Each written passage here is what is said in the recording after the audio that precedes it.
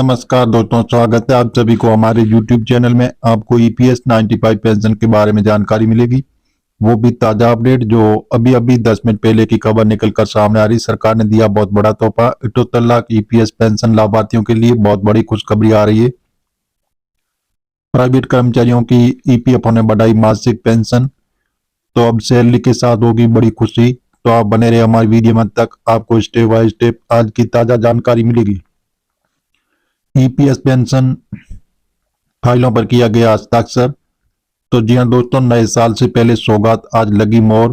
तो EPS 95 pension scheme pension योजना कर्मचारी भविष्य निधि संगठन EPF द्वारा प्राइवेट कर्मचारियों के लिए एक बड़ी खुशखबरी।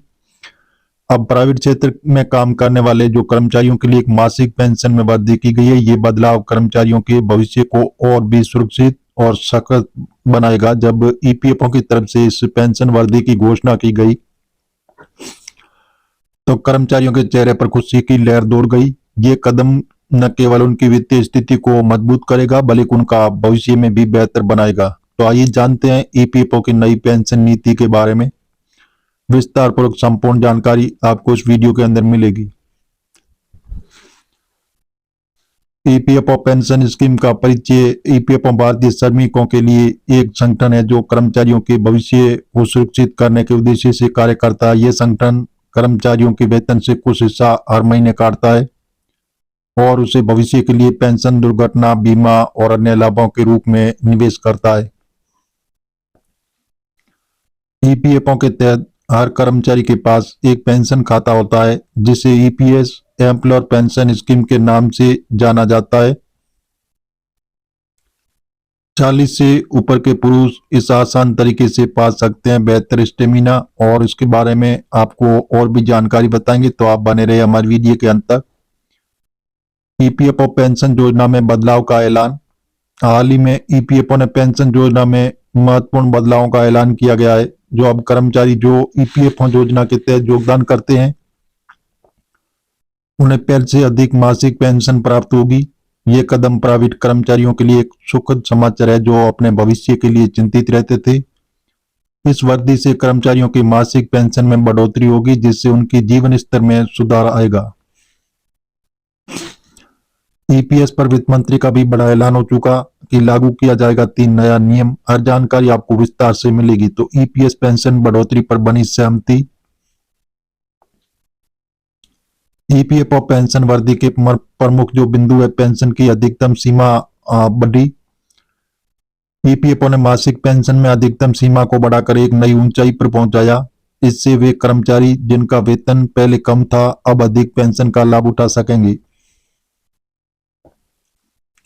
अंशदान की सीमा में बदलाव। EPF ने कर्मचारी और नियोक्ता दोनों के योगदान की सीमा को बढ़ाया और इसका मतलब है कि अब कर्मचारी और नियोक्ता दोनों अधिक राशि का योगदान करेंगे जिससे पेंशन में भी बढ़ोतरी होगी।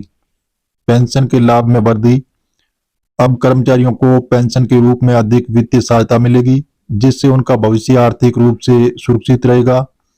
सैलरी के आधार पर पेंशन। EPF की नई योजना के तहत कर्मचारियों की सैलरी के हिसाब से पेंशन तय की जाएगी और इससे उच्च वेतन पाने वाले कर्मचारियों को अधिक पेंशन मिलेगी। EPF पेंशन योजना का लाभ किसे मिलेगा?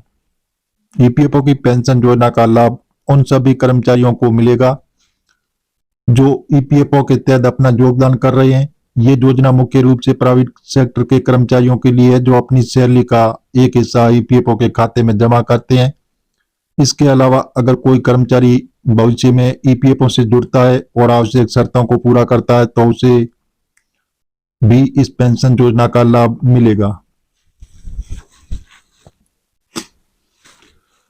आवश्यक शर्तें जैसे कर्मचारी को EPF से जुड़े हुए कम से कम 10 साल तक योगदान देना होगा। कर्मचारी की न्यूनतम पेंशन पात्रता 10 साल की सेवा के बाद प्राप्त होती है। 2025 से लागू होगा ये 5 बड़ा नया नियम। पेंशन वृद्धि का प्रभाव। EPF द्वारा पेंशन में की गई वृद्धि का प्रभाव बहुत सकारात्मक होगा।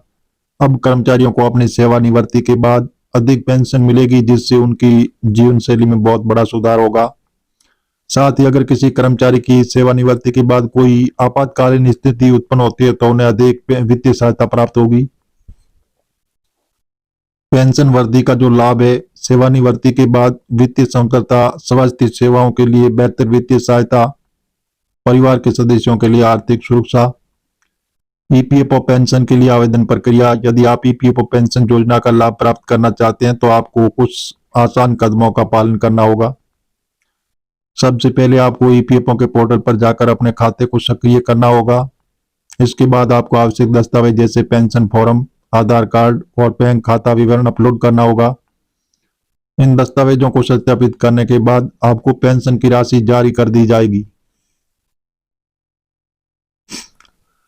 आवेदन की प्रक्रिया। ईपीएफओ पोर्टल पर जाएं, पेंशन आवेदन विकल्प का चयन करें, आवश्यक दस्तावेज अपलोड करें। पेंशन की राशि स्वीकृत होने के बाद आपके बैंक खातों में ट्रांसफर की जाएगी। पेंशन वर्दी के बाद क्या बदल सकता है? ईपीएफओ द्वारा पेंशन बढ़ाने से कर्मचारियों की वित्तीय स्थिति में सुधार होगा और इस वर्दी के बाद कर्मचारी अपने भविष्य को लेकर और अधिक आश्वस्त होंगे।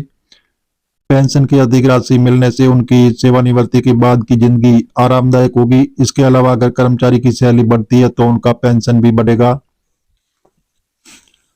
जिससे वह अपनी सेवानिवृत्ति के बाद की योजनाओं को बेहतर तरीके से बना सकते हैं। कुछ प्रमुख बदलाव जो हो सकते हैं: अधिक पेंशन। अब कर्मचारियों को अधिक पेंशन मिलेगी जिससे उनकी मासिक आय बढ़ेगी। सभी कर्मचारियों को लाभ। अब ईपीएफओ की पेंशन योजना का लाभ उन सभी कर्मचारियों को मिलेगा जो 10 साल तक ईपीएफओ में योगदान करते हैं। जैसे ईपीएफओ पेंशन में वृद्धि कब से लागू होगी? ईपीएफओ पेंशन में वृद्धि जनवरी 2025 इसी माह के अंत तक लगभग लागू हो सकती है। पेंशन वृद्धि का लाभ कौन प्राप्त करेगा? जो कर्मचारी ईपीएफओ के तहत योगदान करते हैं, जिन्होंने 10 साल की सेवा पूरी करी है तो उन्हें पेंशन वृद्धि का लाभ मिलेगा। पेंशन राशि कैसे तय होती है? और पेंशन राशि कर्मचारी की सैलरी और योगदान के आधार पर तय होती है। क्या पेंशन और वृद्धि हो सकती है? तो जी हाँ दोस्तों, ईपीएफओ भविष्य में पेंशन और वृद्धि करने का विचार कर सकता है, लेकिन इसके लिए सरकार के नए आदेशों का पालन करना होगा।